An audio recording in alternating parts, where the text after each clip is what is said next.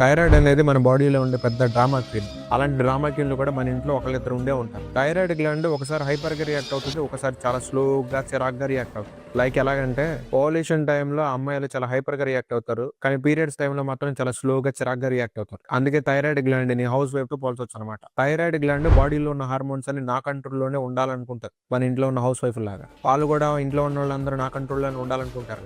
Brain లో ఉన్న pituitary gland TSH అనే హార్మోన్ రిలీజ్ చేస్తుంది. అది వెళ్ళి థైరాయిడ్ గ్లాండ్ తో మాట్లాడుతుంది. మనకంటే నోరు ఉంది కాబట్టి మాట్లాడుకుంటాం.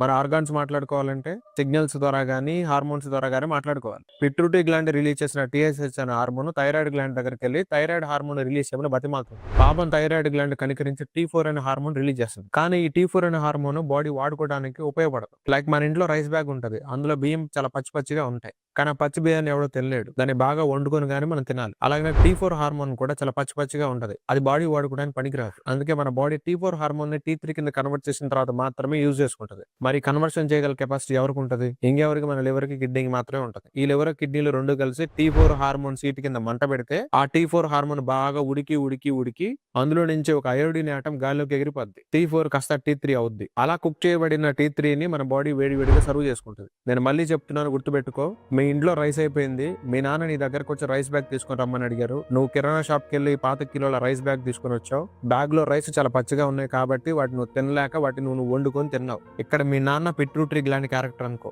నువ్వు TSH హార్మోన్ అనుకో. నువ్వు తీసుకొచ్చిన రైస్ బ్యాగ్ లోని రైస్ T4 హార్మోన్ అనుకో, కుక్ చేసిన రైస్ ఏమో T3 హార్మోన్ అనుకో. అంతే.